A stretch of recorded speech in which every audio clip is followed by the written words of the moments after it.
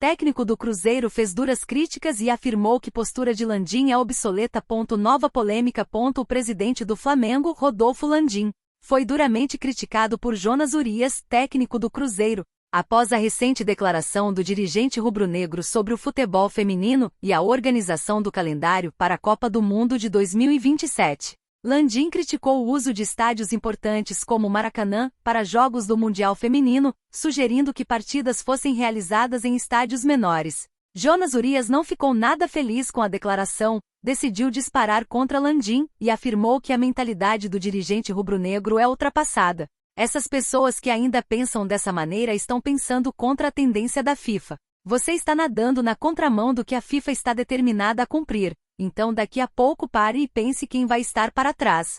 Se vai ser a tendência mundial do futebol ou se vão ser as mentalidades dessas pessoas, disparou o treinador celeste. Para Jonas, a postura de Landim demonstra falta de visão e alinhamento com os avanços propostos pela FIFA. Então, reforço. Quem não captar essa mensagem e remar na mesma ideia, em pouco tempo vai perceber que você está obsoleto, que você parou no tempo, completou Jonas, alfinetando diretamente Landim. O que disse Landim? Em entrevista ao jornal O Globo, Rodolfo Landim fez críticas contundentes ao novo calendário proposto pela CBF. Entre suas declarações, destacou-se sua opinião sobre a organização da Copa do Mundo de 2027.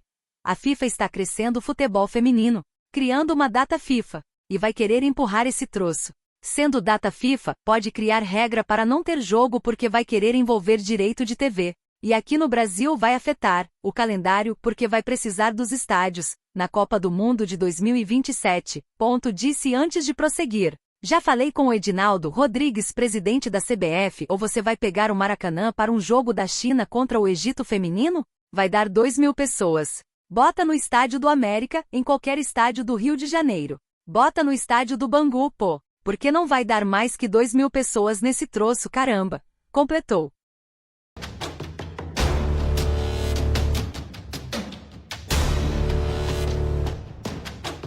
Camisa 27 do Mengão terá que cumprir pena imediata e vira problema para Felipe Luiz. Flamengo entra na reta final com objetivo cravado. Mas BH vira problema. O Flamengo segue sua jornada na reta final da temporada de 2024 com vaga na Copa Libertadores já garantida para 2025 após a conquista do título da Copa do Brasil. Desta forma, o Mengão volta seus olhos para acertos e movimentações importantes visando as projeções para o próximo ano. Entretanto, faltam 4 rodadas do Brasileirão Betano e sem chances de conquistar o título. A missão da equipe comandada pelo técnico Felipe Luiz é terminar a competição da forma mais digna possível, respeitando o manto sagrado rubro-negro. Desta forma, o Fla pensa nos próximos compromissos do campeonato. Contudo, a Gávea foi informada de uma notícia indigesta em relação ao atacante Bruno Henrique, que foi julgado pela 4ª Comissão Disciplinar do Superior Tribunal de Justiça Desportiva do Futebol,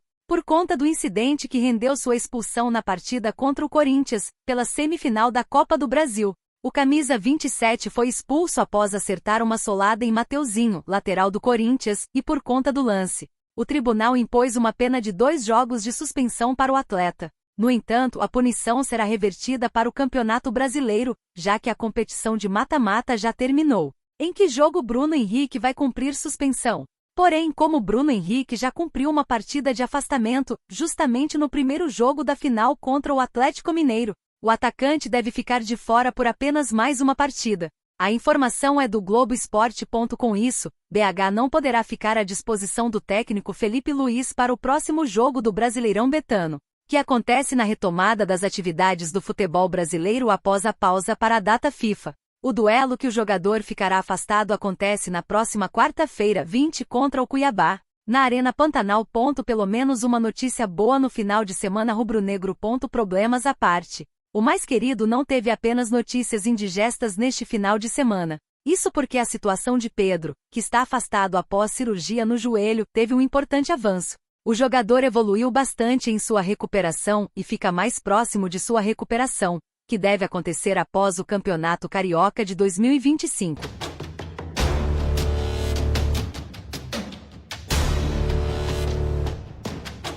A história de amor entre Gabigol e Flamengo está próxima do divórcio. O centroavante, mesmo após protagonizar o título da Copa do Brasil diante do Atlético Mineiro, está cada vez mais perto de um ponto final em sua trajetória no clube. E a relação com a gestão de Rodolfo Landim entra em constante derretimento. No último domingo, 10, Gabigol anunciou sua saída do Flamengo no fim da temporada, uma vez que seu contrato será encerrado e não houve acordo por uma renovação com o clube. Pouco tempo depois da declaração, o atacante foi afastado da equipe principal e não atuou contra o Atlético Mineiro na última quarta, 13, pelo Brasileirão. A presença do jogador nos próximos jogos do clube está indefinida. A decisão de afastá-lo foi tomada pelo departamento de futebol do clube carioca. Em nota, o perfil oficial do rubro-negro afirmou que os próximos passos do jogador no clube serão definidos por Marcos Braz, vice-presidente de futebol, e pelos representantes do atleta. Em entrevista ao Flow Podcast, o presidente Rodolfo Landim foi perguntado por que não conseguiu um acordo pela renovação do atleta. O mandatário afirmou que o clube sempre apostou no jogador, mas colocou em dúvida se o próprio camisa 99 tem fé no próprio futebol para continuar no clube. Landim afirmou que, se oferecer um ano agora após 2 temporadas ruins do atacante, não seria problema propor um contrato mais longo caso Gabigol recuperasse o bom futebol. Eu não sei se é o Flamengo que não acredita nele, ou se é ele que não acredita nele. Ele fez uma proposta de mais 4 anos de contrato, com um crescimento significativo na remuneração. A prova que acreditamos na capacidade de recuperação dele é que fizemos uma proposta no valor que ele pediu, mas por 1 ano. Tivemos um grande desempenho dele até 2022, e falando sinceramente, em 2023 e 2024 o desempenho do Gabriel foi bem inferior. O Flamengo acredita nele e acredita que pode ter o Gabigol dos primeiros 4 anos. Ele é um ídolo, está marcado na história, disse Landim. Pelo Flamengo. Números de Gabigol em 2024 são piores que Carioca de 2019.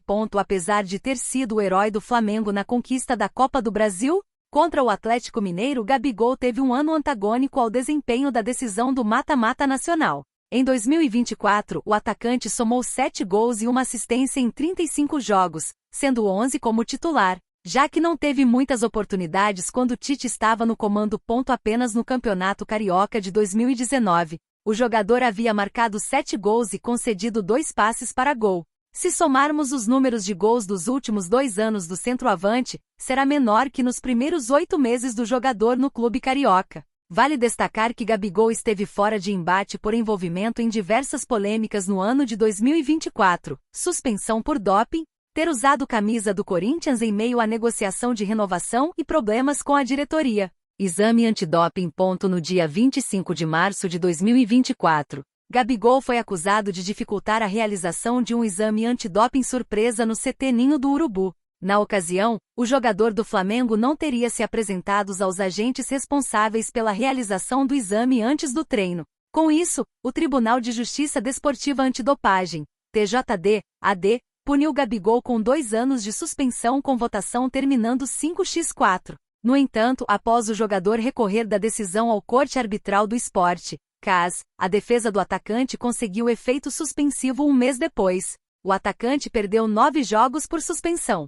Camisa do Corinthians. No dia da folga do Flamengo, Gabigol fez um churrasco em sua casa que contou com a presença de funcionários do clube.